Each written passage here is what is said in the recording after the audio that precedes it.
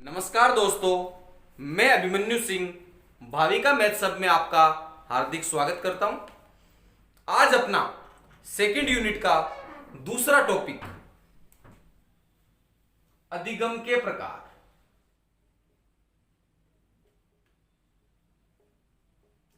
अधिगम के तीन प्रकार हैं। नंबर एक, ज्ञानात्मक अधिगम। नंबर दो, भावात्मक अधिगम। नंबर तीन, क्रियात्मक अधिगम।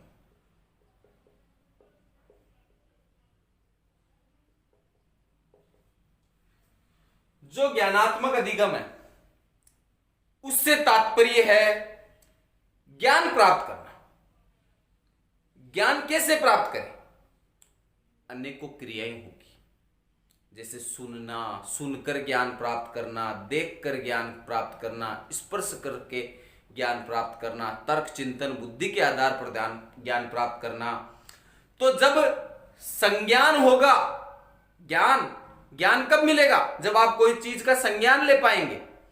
तो संज्ञान लेंगे तभी ज्ञान प्राप्त होगा, और ज्ञान प्राप्त होगा तो बुद्धि का विकास होगा।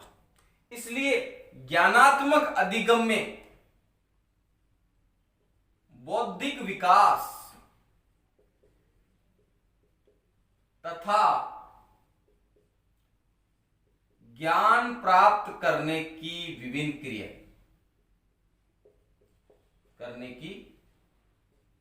विभिन्न क्रियाएं आती है। कि ज्ञानात्मक अधिगम, ज्ञान प्राप्त करना कैसे? विभिन्न क्रियाओं के द्वारा। ज्ञान प्राप्त करेंगे तो बुद्धि का विकास होगा। तो ज्ञानात्मक अधिगम में बौद्धिक विकास तथा ज्ञान प्राप्त करने की विभिन्न क्रियाएं आती है। और ये जो विभिन्न क्रियाएं हैं ये तीन प्रकार से होती है। नंबर एक है प्रत्यक्षात्मक सीखना।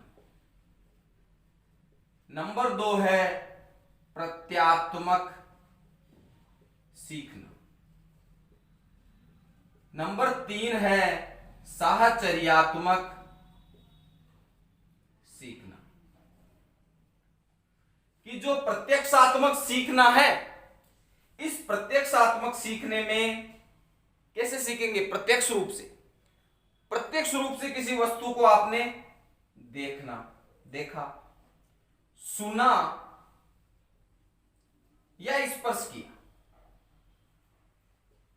प्रत्यक्ष रूप से किसी वस्तु को देखकर, सुनकर या स्पर्श करके ज्ञान प्राप्त करना ही प्रत्यक्षात्मक सीखना कहलाता है।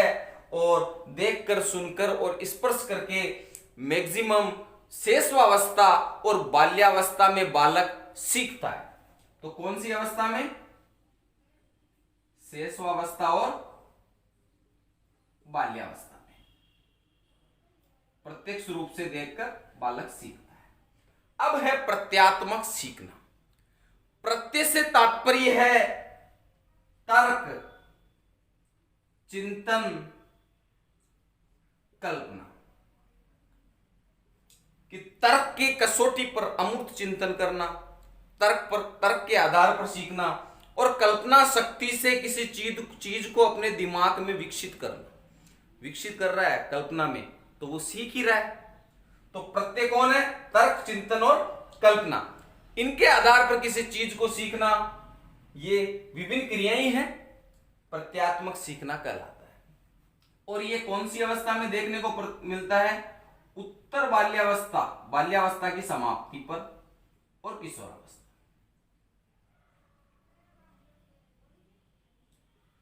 उसके बाद 3 नंबर विभिन्न क्रियाओं में है साहचर्यात्मक सीखना। साहचर्यात्मक सीखना कैसे? पुराने ज्ञान और अनुभव के आधार पर।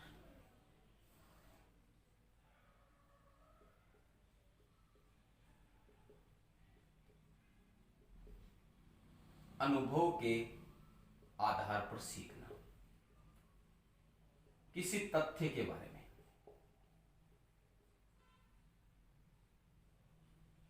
कैसे? आपको साइकिल चलानी आती है, साइकिल चलानी आती है तो आप मोटरसाइकिल चलाने में आसानी से सीख पाओगे। दूसरी बात, कोई किताब में लिखी हुई बात को आप समझ पा रहे हो या उसमें लिखी हुई विधि, खाना बनाने की रेसिपी है, उसको सीख पा रहे हो। कब सीखोगे? जब आपको शब्दों का ज्ञान होगा। शब्दों का ज्ञान कब होगा? जब अंकों का ज्ञान होगा। तो अंक, अंक से बने शब्द, शब्दों के सार्थक अर्थ, और विकसित क्या हुआ? आपने खाना बनाने की रेसिपी सीख ली। इस प्रकार पुराने ज्ञान तथा अनुभव के आधार पर किसी तथ्य के बारे में सीखना, यह कहलाता है साचर्यात्मक सीखना। दूसरा प्रकार है अधिगम का, वह है भावात्मक अधिगम। भाव, किसके भाव? बालक की कोमल भावनाओं से संबंध है इसका।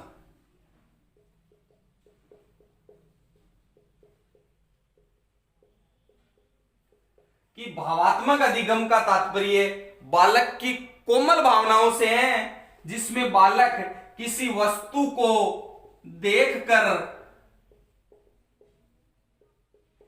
सुनकर, स्पर्श करके या किसी सुनहरे रंग को निरखता है। निरखता है तब क्या प्राप्त होगा?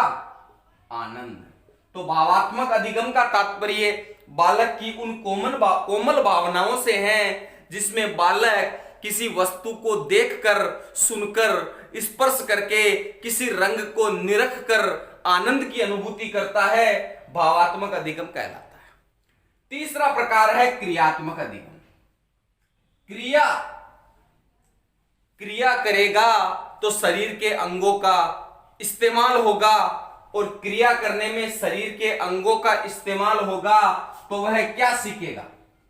कला। किस प्रकार की कला? हस्तकला या शिल्प कला, हाथ से या कारीगरी। उसके अलावा अनेक कौशल। कौशल किससे संबंधित? नृत्य करता है तो शरीर का उपयोग होता है, अंगों का।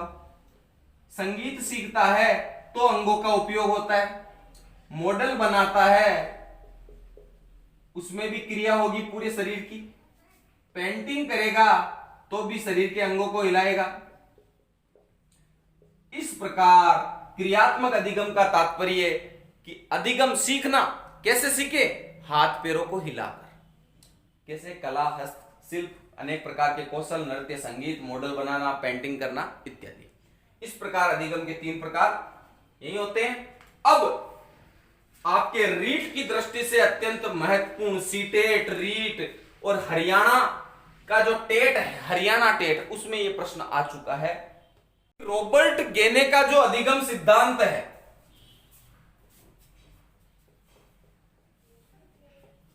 रॉबर्ट गेने का अधिगम सिद्धांत परीक्षा की दृष्टि से अत्यंत महत्वपूर्ण है। रॉबर्ट गेने ने अपनी एक पुस्तक है, उस पुस्तक का नाम है conditioning, CONDITION, conditioning of learning. Conditioning of learning Robert गेने की पुस्तक है। इस पुस्तक में उसने अष्ट स्तरीय अवधारणा दी।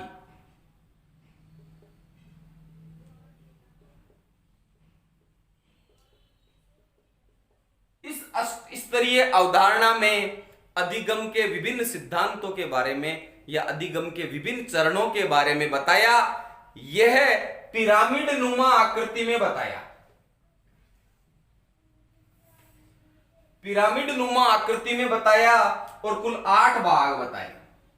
1, 2, 3, 4, 5, 6, 7 और 8। ये जो भाग है ये नीचे से ऊपर की ओर है, मतलब इस दिशा में, और ये सरल से कठिन की ओर है।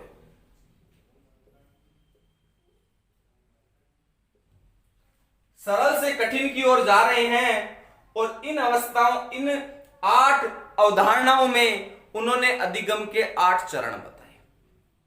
और यहां से क्वेश्चन आने के एक तो प्रश्न पूछ सकता है, अष्ट स्तरीय अवधारणा किसने दी, या रॉबर्ट गेनेग ने कितने स्तर बताए? तो उत्तर होगा 8। दूसरा, ये 8 स्तर कौन कौन से हैं वो। नंबर 1, अधिगम किस प्रकार का? संकेत अधिगम। नंबर 1 है संकेत अधिगम। नंबर 2 है उद्दीपक व अनुक्रिया अधिगम। उद्दीपक अनुक्रिया को एक साथ लिखा जाता है।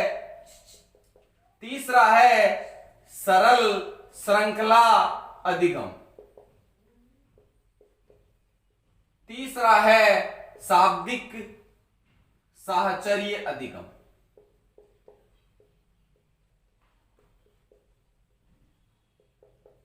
चौथा है शाब्दिक साहचर्य अधिगम। पांचवा है विभेदात्मक अधिगम।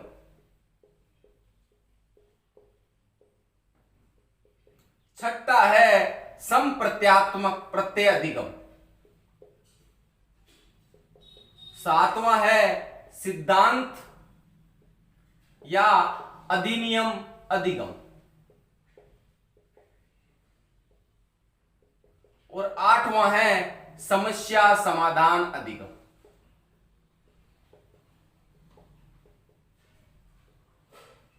इन 8 अवधारणाओं के बारे में अब अपन अध्ययन करेंगे कि पहला है संकेत अधिगम।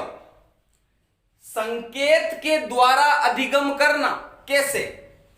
कि अब अभी अपन आगे पढ़ेंगे कि पावलाव था, मनोवैज्ञानिक पावलाव, इसने कुत्ते पर प्रयोग किया। क्या प्रयोग किया? कि यह घंटी बजाता था, घंटी बजाते ही कुत्ता दौड़कर आता था और उसके मुंह में लार टपकने लग जाती थी, प्राप्त होता था भोजन। तो कुत्ते को भोजन मिलेगा, कुत्ते को किस आधार पर पता चला? घंटी के आधार पर। इस प्रकार संकेत अधिगम में घंटी एक संकेत है और संकेत के द्वारा यह पता चलेगा कि यह अधिगम किस प्रकार का है। फेसबुक पर मुझे किसी विद्यार्थी ने यह प्रश्न पूछा था, तो वहां उसका उत्तर होगा संकेत अधिगम, कि संकेत के द्वारा पता चलना कि क्या मिलेगा, क्या पाएगा वह। दूसरा है उद्दीपक अनुक्रिया अधिगम। उद्दीपक की 2-3 उदाहरण आप देख सकते हो कि बीएफ स्किनर महोदय का जो प्रयोग था उसमें लीवर दबते ही भोजन प्राप्त होना। कि भोजन है वह तो है उद्दीपक। उद्दीपक मतलब किस चीज के लिए कार्य हो रहा है? भोजन के लिए। और अनुक्रिया क्या हो रही है? लीवर, कि लीवर दबेगा तो भोजन कटोरी में आ जाएगा। इस प्रकार उद्दीपक अनुक्रिया। उद्दीपक है भोजन, भोजन प्राप्त करने के लिए अनुक्रिया क्या की? पंजे से लीवर दबा दिया, तो उद्दीपक अनुक्रिया अधिगम। तीसरा है सरल श्रृंखला अधिगम, मतलब श्रृंखलाबद्ध रूप से सीखना। श्रृंखलाबद्ध रूप से क्या सीख सकता है? यहां पे ध्यान रखना, थोड़ा कंफ्यूजन होता है। ये संपूर्ण सरल श्रृंखला है वो पेशीय है। पेशीय मतलब गति, हाथ पैरों के सामंजस्य से संबंधित है श्रृंखलाबद्ध। इंपॉर्टेंट बात ध्यान रखना, सरल श्रृंखला अधिगम पेशीय। और इसमें क्या होता है? व्यक्ति तबला बजाना, गाड़ी चलाना इत्यादि जो पेशीय मतलब हाथ पैरों की क्रिया से संबंधित होते हैं वो पेशीय होते हैं, और वह आता है सरल श्रृंखला अधिगम में। ये सब सीखना। चौथा है शाब्दिक साहचर्य अधिगम। साहचर्य का तात्पर्य है पुराना अनुभव और ज्ञान। वर्ण सीखा, वर्ण से सीखे शब्द, शब्दों का अर्थ सीखा, अर्थ सीखा तो क्या पढ़ी आपने? पुस्तक पुस्तक में क्या पढ़ी? कविता या कोई गद्य। कविता और गद्य पढ़ के आपने कोई भोजन बनाने की रेसिपी सीख ली, तो आपको शब्दों, पुराना ज्ञान और अनुभव शब्दों का जो है, उसके द्वारा आपने क्या प्राप्त किया? अधिगम, किसी चीज को जाना, सीखा। यही है शाब्दिक साहचर्य, मतलब शब्दों के द्वारा सीखना, और शब्द सीखने के लिए साहचर्य, पुराना ज्ञान और अनुभव होना जरूरी है। अगला है विभेदात्मक अधिगम, कि सीखना कैसे? दो वस्तुओं, दो चीजों, नर नारी में अंतर करना सीखना, किसी भी चीज में विभेद करना। कि विभेदात्मक अधिगम में विभेद करना, विभेद कैसे?